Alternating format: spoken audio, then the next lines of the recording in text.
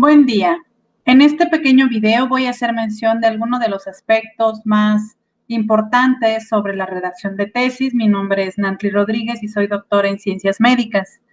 Sabemos que cada universidad y cada institución va a tener ciertos lineamientos relacionados con esta redacción de tesis. En este caso les hablo de algunos lineamientos generales que llegan a utilizarse cuando usamos el formato APA, específicamente el formato APA 6. En cuanto a la redacción de los párrafos, nos indica que deben de contener 3 oraciones y las podemos esquematizar de la siguiente forma. Una de esas oraciones que sea de inicio, la segunda que sea de desarrollo y finalmente una de cierre o transición hacia el siguiente párrafo. Cada uno de ellos deberá de tener una extensión entre 7 y 14 líneas. Además, hay que escribir en tercera persona y en voz activa. Por ejemplo, en color verde les tengo marcado lo que sí sería deseable. Por ejemplo, los participantes recibieron las instrucciones. O bien, si estoy usando alguna cita, le coloco Sánchez en el 2020 presentó resultados similares. Aquí estoy hablando en tercera persona y en voz activa.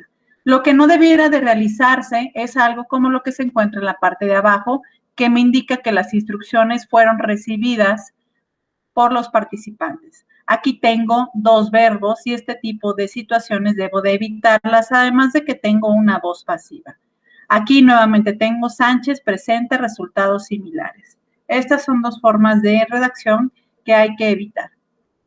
La excepción sería si tenemos un tiempo antepresente para describir una acción que comenzó en el pasado, pero que continúa en el presente. Ahí sí podemos utilizar estas formas, como desde entonces los investigadores de varias disciplinas han empleado este método. Sería la única excepción. En cuanto al formato, hay que utilizar Times New Roman o Arial en número 12, utilizando un interlineado de 2, con alineación justificada con sangría al iniciar en cada párrafo. Aquí hay diferencias, hay algunas instituciones que nos indican que no lo justifiquemos y otros que sí, así que habrá que adaptarlo a cada una de sus instituciones, pero sí se le agrega una sangría al iniciar cada párrafo o bien 5 espacios al tabulador. La única excepción es si es el primer párrafo del capítulo, entonces no le voy a colocar esta sangría. En cuanto a márgenes, hay que colocar 2.5 centímetros a cada lado y el paginado se realiza en la parte inferior derecha. En cuanto a la extensión, en el caso de maestría, también hay variaciones. En general, hay que usar entre 120 cuartillas y un máximo de 200. Para el capítulo 1, que es el planteamiento del problema, 15 cuartillas. Capítulo 2, 20. Capítulo 3, que es metodología, 10 cuartillas. De resultados, 20 cuartillas y discusión y conclusión, otras 20 cuartillas. En cuanto a las referencias, hay que incluirlas de preferencia tanto en el planteamiento como en la justificación, el marco teórico y la discusión. Y aquí haremos 2 diferencias. Una son las citas y otras son las referencias. Las citas son aquellas que me van a aparecer dentro del texto y la referencia será ya la compilación de todas las citas que se utilizaron durante el texto. En cuanto a las citas, si voy a hacer referencia al trabajo de un autor, puedo hacerlo de esta forma. Se considera una referencia importante la teoría de Arturo Ramírez, 2018, y la de, y agrego a alguien más. En este caso, sí le agregué el nombre del autor, además del apellido y entre paréntesis el año. Si voy a explicar o desarrollar lo que dice el autor, solamente coloco su apellido y entre paréntesis el año. Por ejemplo, Ramírez, 2017, reporta que. Si son 2 autores, se anota el apellido de ambos. Si son 3, se escribe el primer autor más et al. Ramírez y López, 2020, o según Ramírez y López, 2020. Cualquiera de las 2 alternativas. Tengo 2 tipos de citas. Voy a tener unas citas textuales cortas y unas citas textuales largas. Las citas textuales cortas, aquí hay que indicar el autor, el año y la página. Y esa cita textual corta será aquella en donde yo copié un fragmento de otro autor y este fragmento que copié es menor de 40 palabras. Voy a colocarlo entre comillas. Y si la cita aparece en medio de la oración, Después de cerrar comillas, se anota la fuente entre paréntesis y ya se continúa con la oración. Aquí está un ejemplo. Al interpretar estos resultados, Robbins et al. Coloco entre paréntesis el año, sugirieron que ahora abro comillas, coloco toda la sección que copié, cierro comillas, coloco el número de página y ya continúo con la redacción del párrafo.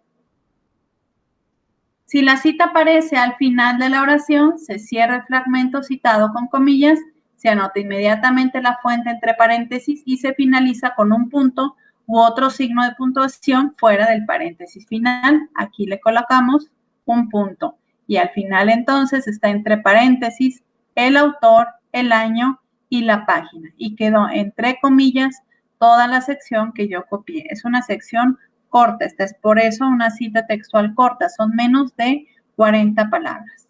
Una cita textual larga será aquella que comprende 40 o más palabras.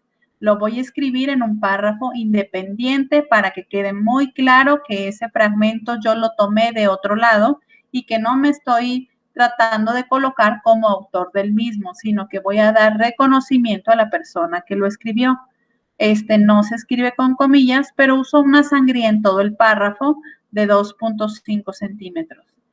Si hay párrafos adicionales dentro de la cita, agrego al inicio de cada uno de ellos una segunda sangría de medio centímetro y al final o al inicio lo tengo que citar. Esto es para citas que sean de más de 40 palabras. Tengo que colocar una sangría en todo el párrafo. Dentro de las citas tengo también algunas diferencias dependiendo del número de autores que se trate. Si se trata de un solo autor, puedo utilizarlo de esta manera. Aquí coloqué nada más el apellido del autor y ya el año. Si son múltiples autores, puedo citar a 2 autores en caso de que nada más sean 2. Y en caso de que sean más de 2, aquí tengo, por ejemplo, 4. Aquí tenemos esta manera también de citarlo. Si tengo todavía más de 2, aquí tengo este cuadro que justo se desprende del APA 6 que nos indica el tipo de cita, si es la primera vez que se cita en el texto, si ya es una cita subsecuente en el texto, cómo voy a escribir el formato entre paréntesis en la primera cita y cómo lo voy a escribir en las citas subsecuentes. Así que pueden ustedes hacer uso de este cuadrito si es la primera vez que lo voy a mencionar, si ya lo mencioné anteriormente, si es un solo autor, 2 autores, 3 autores, 4 autores, 5 autores, 6 autores o más, si es un grupo o si es un grupo que no se identifica con abreviaturas.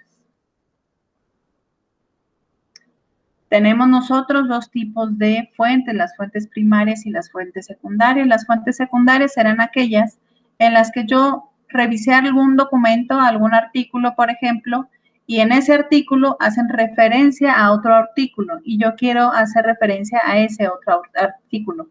Lo correcto sería que busque esa fuente inicial, que vaya y busque ese artículo del cual me están hablando y entonces ahora sí cito ese artículo. Las fuentes secundarias hay que evitarlas lo más posible. Solamente serán permitidas cuando el trabajo original ya no se imprime o no está disponible. Estaría hablando de algún documento que tenga demasiado tiempo y que ya no sea factible localizarlo. De lo contrario, siempre hay que ir a la fuente original. Respecto al punto de las referencias, hay que considerar que todo aquello que yo cité en el texto deberá de aparecer en este apartado de referencias. Va a aparecer en orden alfabético, no se le agrega ningún número, no se le agrega ninguna viñeta y se le pone una sangría francesa. En el caso de las tablas, hay formato en particular que sería más o menos este. Hay que incluirle el número de tabla, el título de la tabla, algún subtítulo si se considera necesario y puedo incluir también notas de la tabla. De forma general lo observamos que tiene líneas arriba, líneas abajo y solamente algunas líneas divisorias en caso de que sea necesario. Si no, todas estas líneas intermedias no se le colocan. En los lados, o sea, en las columnas no lleva ninguna línea La tabla por sí sola deberá de explicarme de qué se trata. Entonces, aquí junto con el número de la tabla yo le agrego el título y me debe de decir claramente qué es lo que yo voy a encontrar en esta tabla. Le puedo agregar notas de tal manera que yo simplifique la información que tenga dentro de la tabla y si ocupo explicar algo, lo puedo agregar en esta parte de abajo. Un ejemplo de tabla sería este. Tengo el numeral, tabla 5.2, le coloco un título, le puedo colocar algún subtítulo, aquí me indica proporción de errores en grupos de jóvenes y adultos. Le voy a colocar la N de la cual estoy yo hablando. En este caso se está expresando una media y entonces agrego la media con su desviación estándar. Le agregué un intervalo de confianza y para no colocar la palabra completa, intervalo de confianza, se lo agrego acá abajo como una nota, intervalo de confianza. Solamente lleva líneas abajo, algunas intermedias que sean indispensables y no lleva ninguna línea en las columnas. Para verificar que la tabla esté correcta, hay que preguntarnos primeramente si la tabla es necesaria. No hay que duplicar información. Si ya lo coloqué en una gráfica, ya no hay que colocar la tabla y viceversa, solamente una de las dos.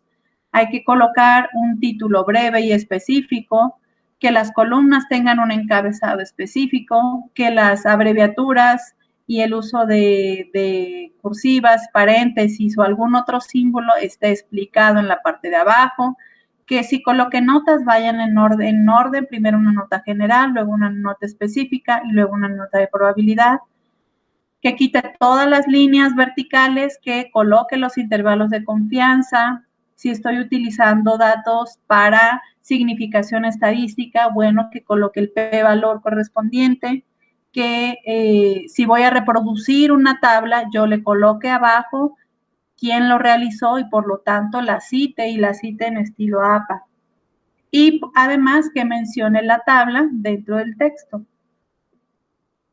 En cuanto a las figuras, aquí tenemos un ejemplo. Nuevamente le coloco un número, tiene que tener su título, tiene que explicarse por sí sola y le voy a colocar aquí en la parte de abajo unas notas en donde indico qué es lo que yo estoy viendo acá arriba. Por ejemplo, aquí, diagrama de flujo de participantes siguiendo las pautas de los estándares consolidados para el informe de ensayos ANCOVA, ya le pongo qué significa, adaptado de dónde y pongo la referencia del lugar del cual yo lo tomé y a partir del cual lo adapté. Debe hablarme la figura por sí misma y también la debo de mencionar dentro del texto.